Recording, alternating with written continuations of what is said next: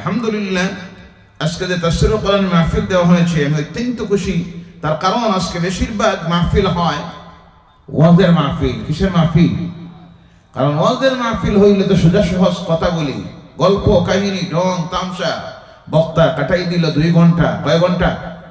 2 ঘন্টা। শ্রোতারা কয় ঠিক আছে। অনেক বক্তা আছে যারা কয় তাফসীরুল কোরআন চূড়ানোর দরকার নাই, বলে নাউযুবিল্লাহি মিন যালিক।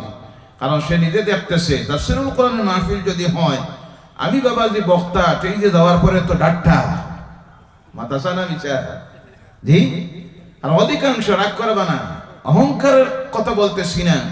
আমার এক বাস্তব অভিজ্ঞতায় আমি যা দেখেছি কত বছরের ওয়াজের মাহফিলে যাওয়ার পর, বেশিরভাগ আমি দেখেছি শতকরা বর্তমানে 75% বক্তা যারা ওয়াজের মঞ্চে গিয়ে ওয়াজ করে, এদের কোয়ালিফিকেশন হাদিস সম্পর্কে, তাফসীর সম্পর্কে, কোরআন সম্পর্কে সামান্য নাই।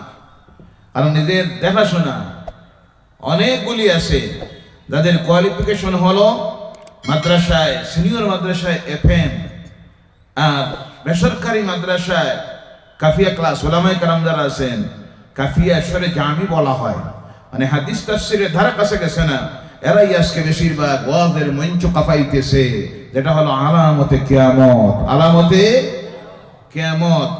আর তখন দেখা যায় তাফসীরুল কোরআনের যদি মাহফিল হয়, সরাসরি কোরআনের আয়াত থেকে আলোচনা রাখতে হবে, নির্ধারিত সূরা থেকে আলোচনা করতে হবে। তখন তো চিন্তায় পড়ে বাবাজি, এটা তো আমার দ্বারা সম্ভব নয়। এর কারণে বেশিরভাগ তারাই প্রস্তাব দেয় যে তাফসীরুল কোরআনের মাহফিলের প্রয়োজন নাই। আজকের এই পৃথিবীর এই সমাজের মানুষের জন্য, আমার সমাজের মানুষের জন্য সবচেয়ে বেশি প্রয়োজন হলো তাফসীরুল কোরআনের মাহফিলের। কথা ঠিক কি না?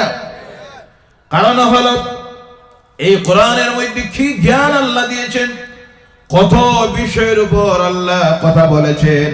আমার সমাজের মানুষ একদিকে তাদের কোরআন সম্পর্কে জ্ঞান না থাকার কারণে তারা জানে না, আর 2 নম্বরে হলো যারা বক্তব্য রাখেন, বেশিরভাগ আমি দেখেছি 2-3টা বিষয়ের উপর আলোচনা হয়। হুজুর নামাজ সম্পর্কে কিছু বলবা, পর্দা পুশিদের সম্পর্কে কিছু বলবা, মা বাবার খেদমত সম্পর্কে কিছু বলবা, আর মসজিদের যদি প্রোগ্রাম হয়, হুজুর মসজিদের কিছু কালেকশন হইতো, এই দ্বারায় কিছু কথা কইবা। মাদ্রাসার হইলে তো আর হইছে, হুজুর সান্দার মাত কিছু মাতিবা জি। কথা ঠিক কিনা? ইসাল উৎসবের মাহফিল যদি হইছে তো এক আয়াতের উপরে এমন শুরু হইল, আলা ইন্না আউলিয়াল্লাহি লা খাউফুন আলাইহিম ওয়ালা হুম ইয়াহজানুন, সকাল থেকে বিকাল, মাগরিব থেকে ফজর। এই হলো কয়েকটা মুসলিমি বিষয়ের উপরে আলোচনা হয়। আর আমার সমাজের মানুষ মনে মনে ভাবে, মনে হয় কোরআনে শুধু এটাই আছে আর কিছু নাই। বলে নাউযুবিল্লাহি মিন যালিক। মহাসমুদ্র পৃথিবীর মানুষের জন্য যা কিছুর প্রয়োজন, সমাজনীতি বলুন, অর্থনীতি বলুন, ভূতত্ত্ব বলুন, হতত্ত্ব বলুন, সৌরজগৎ বলুন, সপ্ত আকাশের উপর বলুন, সৃষ্টির থেকে শুরু করে রাজনীতি বলুন, এমন কোন বিষয় আল্লাহ, ম্যাথমেটিক্স বলুন, জ্যামিতি বলুন, একটা বিষয় আল্লাহ বাকি রাখেন নাই। সব খুলে খুলে আল্লাহ বলে দিয়েছেন যে কিতাবে, তার নাম হলো কোরআন। বল সুবহানাল্লাহ।